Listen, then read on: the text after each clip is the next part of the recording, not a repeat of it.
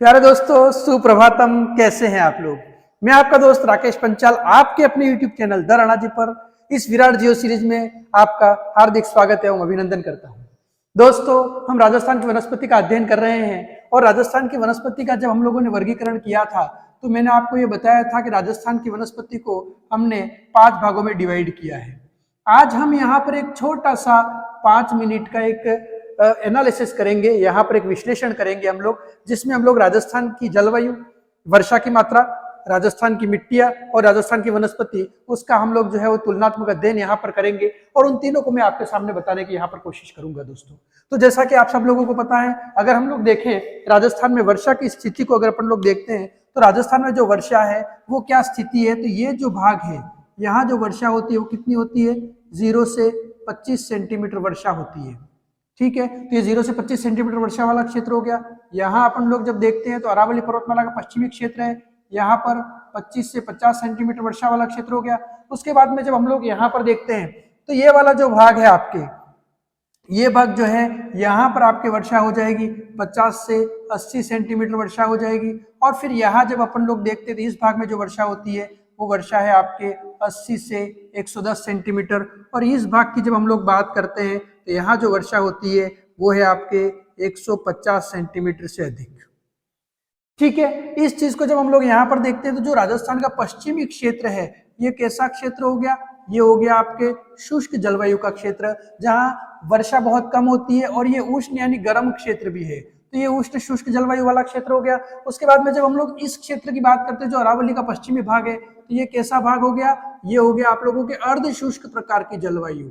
ठीक है, यहाँ स्टेपिज प्रकार की वनस्पति पाई जाती है, तो ये अर्ध शुष्क प्रकार की जलवायु है। उसके बाद जहाँ 50 से 80 सेंटीमीटर वर्षा होती है वो जो पूर्व का मैदानी भाग है, तो मध्य और पूर्व का जो मैदानी क्षेत्र है वहां की जो जलवायु है वो कैसी हो जाएगी, उप आर्द्र प्रकार की जलवायु यहाँ की हो जाएगी। और जब हम लोग राजस्थान का दक्षिणी और दक्षिणी पूर्वी भाग की बात करते हैं जहां वर्षा की मात्रा अधिक है, तो यहाँ पर जो आप लोगों की जलवायु हो जाएगी वो कैसी हो जाएगी, तो यहाँ पर उष्ण आर्द्र प्रकार की जलवायु होती है। कैसी जलवायु होती है, उष्ण आर्द्र प्रकार की जलवायु होती है। और हम लोग जब यहाँ सिरोही के क्षेत्र की बात करते हैं, माउंट आबू की बात करते हैं, तो यहाँ की जो जलवायु वो कैसी हो जाएगी, अति आर्द्र प्रकार की जलवायु होती है, जहां पर वर्षा बहुत ही अधिक होती है। इस प्रकार से हम लोगों ने जलवायु के आधार पे राजस्थान को कितने भागों में बांटा है, 5 भागों में हम लोगों ने जो है वो राजस्थान को डिवाइड किया है और ये 5 क्षेत्र है राजस्थान के। तो हमने यहाँ जब वर्षा की प्रकृति देखी राजस्थान में तो कैसी है, दक्षिण पूर्वी क्षेत्र ये, और ये है आप लोगों के उत्तरी पश्चिमी क्षेत्र।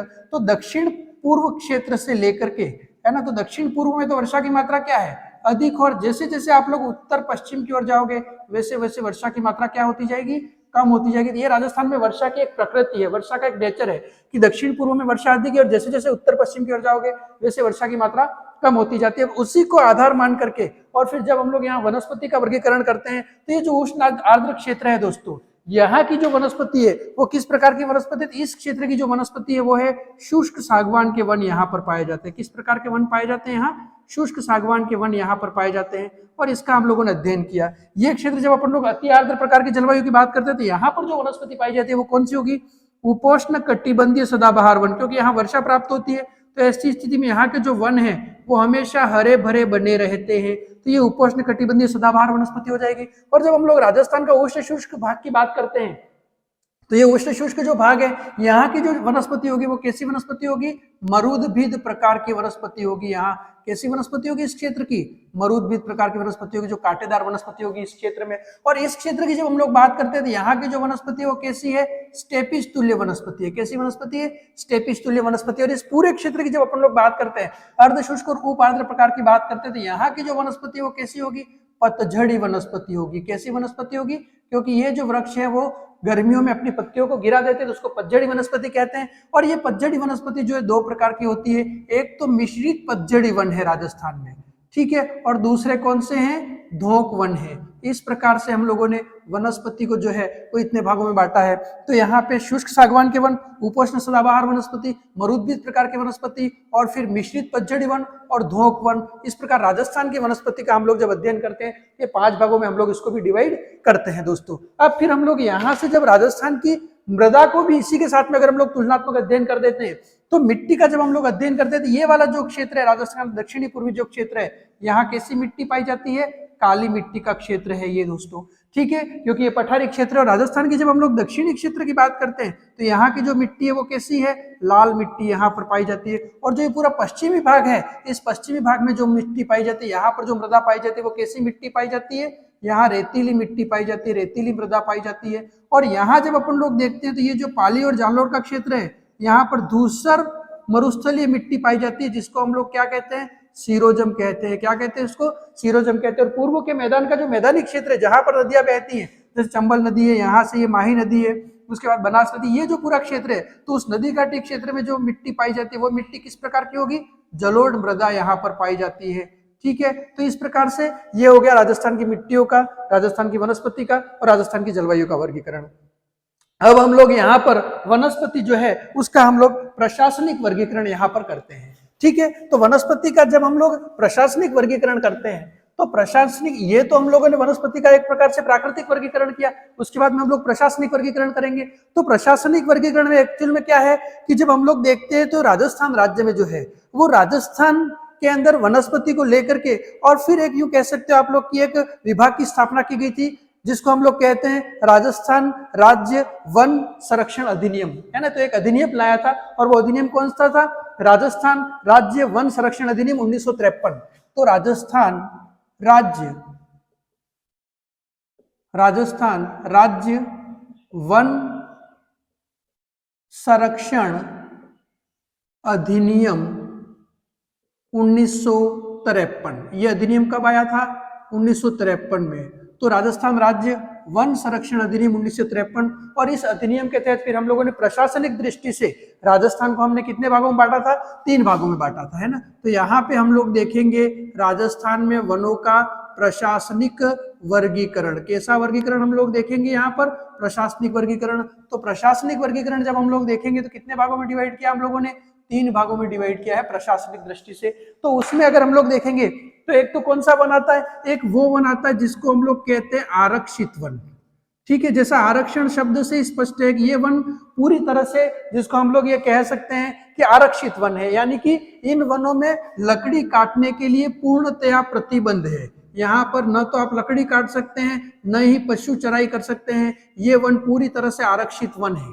ठीक है, ये सरकार के अंदर में है, इन वनों के ऊपर पूरी तरह से वन विभाग का नियंत्रण होता है। उसके बाद में अपन लोग देखें तो दूसरे वन कौन से होते हैं, रक्षित वन होते हैं, और इसी रक्षित वनों को हम लोग जो है संरक्षित वन भी कहते हैं। ठीक है, तो ये जो रक्षित वन है, ये रक्षित वन है। यहाँ पे जब अपन लोग देखते हैं तो यहाँ पे भी वन कटाई में तथा यहाँ पर पशु चराई में प्रतिबंध है, लेकिन आंशिक प्रतिबंध है। कैसा प्रतिबंध है, आंशिक प्रतिबंध है, अर्थात यहाँ पर हम लोग जो है वो पहले से कोई भी यूं कह सकते हो कि अपन वहां पर एक प्रकार से अनुमति लेकर के, है ना, अनुमति लेकर के और फिर यहाँ पर वृक्षों की कटाई कर सकते हैं। तो कुछ नियम होती है, कुछ शर्तें होती है, उनकी पालना करके और अनुमति लेकर के, परमिशन लेकर के, और फिर यहाँ पर आप लोग वृक्ष की कटाई कर सकते हैं। उसको हम लोग रक्षित अथवा संरक्षित वन कहते हैं। और तीसरा जो है वो वनों का प्रकार कौन सा है, अवर्गीकृत वन है दोस्तों। कौन से वन है, अवर्गीकृत, यानी जिनका किसी भी प्रकार से कोई भी वर्गीकरण किया गया नहीं है तथा यहाँ पर किसी भी प्रकार से कोई भी प्रतिबंध नहीं है। तो ये अप्रतिबंधित है, अर्थात यहाँ पर पशु चराई कर सकते हो, यहाँ पर जो है वनों की कटाई कर सकते हो, यहाँ पर जो है वो आप लोग स्वच्छंद रूप से किसी भी प्रकार से आप जो है अपना कार्य कर सकते हो। तो इस प्रकार से 3 वनों के प्रशासनिक वर्गीकरण हो गए। पहला है आरक्षित, जहां पर वनों की कटाई पूरी तरह से प्रतिबंधित है, और इस प्रकार के जो वन है वो सर्वाधिक कहां पर है, किस जिले में है। तो इस चीज को जब हम लोग देखते हैं तो ये जो आरक्षित वन है वो सर्वाधिक है आप लोगों के उदयपुर जिले में। कौन से जिले में है, उदयपुर जिले में सर्वाधिक आप लोगों को आरक्षित अथवा प्रतिबंधित वन आप लोगों को मिल जाएंगे। उसके बाद में अपन लोग जब देखते हैं यहाँ पर तो रक्षित वन जो है वो सर्वाधिक कहाँ पाए जाते हैं, तो रक्षित वन सर्वाधिक किस जिले में पाए जाते हैं, 12 जिले में पाए जाते हैं। और अवर्गीकृत वन सर्वाधिक किस जिले में पाए जाते हैं, वो जिला कौन सा है, आपके बीकानेर जिला है। ठीक है, अब हम लोग इनकी प्रतिशत मात्रा देख लेते हैं कि कितने प्रतिशत की मात्रा है। तो प्रतिबंधित वनों की बात करें तो ये राजस्थान के कुल वनों के 37.04% भाग पर फैले हुए हैं।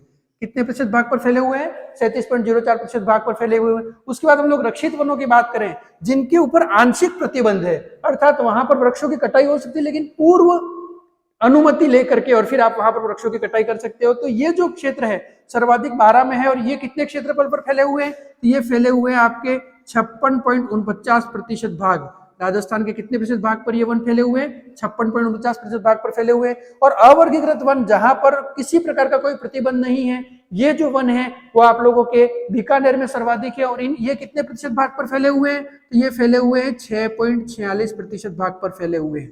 कितने भाग पर स्थित है? 6.46% भाग पर स्थित है। तो जब हम लोग इसको देखते हैं प्रशासनिक वर्गीकरण को, तो इसमें सर्वाधिक क्षेत्रफल पर, ठीक है, ये प्रश्न बनता है कई बार कि सर्वाधिक क्षेत्रफल पर तथा सर्वाधिक, अपन लोग ऐसा कह सकते हैं कि प्रतिशत में, सर्वाधिक प्रतिशत में किस प्रकार के वन हैं? तो वो वन कौन से हैं? रक्षित वन हैं, जो राजस्थान में सर्वाधिक क्षेत्रफल पर भी फैले हुए हैं। और प्रतिशत के हिसाब से भी देखें तो सर्वाधिक प्रतिशत में जो फैले हुए वन है वो कौन से हैं? रक्षित अथवा संरक्षित वन है। तो राजस्थान राज्य वन संरक्षण अधिनियम 1953 के तहत राजस्थान सरकार ने वनों का प्रशासनिक वर्गीकरण किया।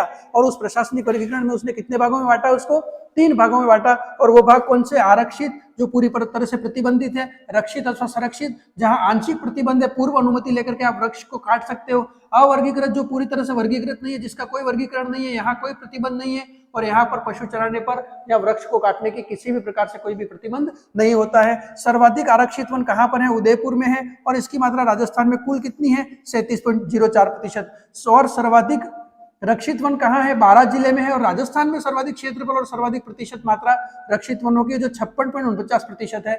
और उसके बाद अवर्गीकृत वन राजस्थान में 6.46% है। और सर्वाधिक कहाँ पाए जाते हैं? तो बीकानेर जिले में सर्वाधिक इस प्रकार के वन जो है वो पाए जाते हैं। तो ये हो गया राजस्थान में वनों का आप लोगों के प्रशासनिक वर्गीकरण। अब हम लोग यहाँ पर पढ़ते हैं कि राजस्थान में जो है वो वनों को लेकर के स्वतंत्रता से पूर्व क्या काम किया गया है ना। क्योंकि हम लोग जो है वो वनों की जब बात कर रहे हैं तो मैं आप लोगों को बता दूं कि भारत की अगर अपन लोग बात करते हैं तो भारत में सर्वप्रथम लॉर्ड डलहौजी ने वन विभाग की स्थापना की थी। किसने की थी वन विभाग की स्थापना? भारत में लॉर्ड डलहौजी ने की थी, ठीक है। और लॉर्ड डलहौजी ने वन विभाग की स्थापना की थी भारत में सर्वप्रथम।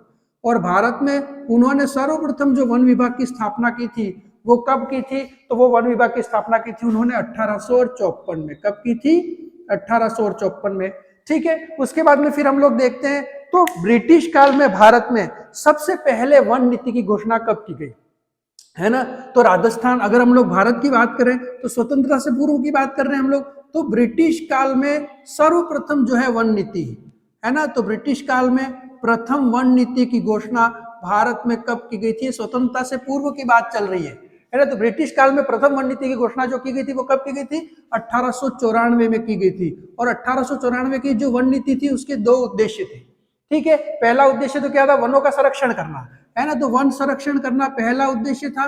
और दूसरा उद्देश्य इसका क्या था दोस्तों? इसका दूसरा उद्देश्य था राजस्व प्राप्ति करना, है ना। तो इन 2 उद्देश्यों से प्रथम वन नीति की घोषणा की गई थी ब्रिटिश काल में भारत में 1894 में। उसके बाद में अपन लोग देखें तो राज्य में सर्वप्रथम वन विकास एवं वन संरक्षण की योजना किस रियासत में प्रारंभ की गई थी, है ना। तो राजस्थान में सर्वप्रथम वन विकास योजना, ठीक है। राजस्थान में सर्वप्रथम वन विकास करने के लिए एवं वन संरक्षण करने की योजना, एवं वन संरक्षण योजना, ठीक है। तो राजस्थान में सर्वप्रथम वन विकास एवं वन संरक्षण योजना 1910 में। कब? सर्वप्रथम 1910 में। और 1910 में किस रियासत ने प्रारंभ किया था इसको? जोधपुर रियासत ने सबसे पहले जो है वो ये योजना बनाई थी राजस्थान में। उसके बाद में अपन लोग जब देखें तो राज्य में सर्वप्रथम जो है वन कानून किस रियासत ने लाया था, है ना। तो राज्य में सर्वप्रथम वन कानून, ये भी प्रश्न कई बार इंपॉर्टेंट बन जाता है कि राज्य में सर्वप्रथम वन कानून लाने वाली रियासत कौन सी थी, है ना। तो 1935 में सर्वप्रथम वन कानून राजस्थान में आया था। और सर्वप्रथम वन कानून लाने वाली रियासत कौन सी थी? अलवर थी, ठीक है। तो अलवर रियासत ने सर्वप्रथम राजस्थान में वन कानून लाए थे। ये स्थिति थी आप लोगों के राजस्थान में या भारत के अंदर वनों की स्थिति। और वो स्थिति कौन सी है? वन विकास को लेकर के स्वतंत्रता से पूर्व वन विकास, है ना। तो स्वतंत्रता से पूर्व वन विकास की जब अपन लोग बात करते हैं तो स्वतंत्रता से पूर्व वन विकास में लॉर्ड डलहौजी ने सबसे पहले 1854 में वन विभाग की स्थापना की।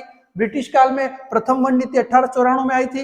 राजस्थान में सर्वप्रथम वन विकास और वन संरक्षण की योजना जोधपुर रियासत ने 1910 में लाए थे, तथा राज्य में सर्वप्रथम वन कानून 1935 में अलवर रियासत के द्वारा लाया गया था। अब हम लोग पढ़ेंगे राजस्थान में स्वतंत्रता के पश्चात जो है वो वन विकास। तो आप लोगों को बहुत बहुत धन्यवाद और शुभकामनाएं।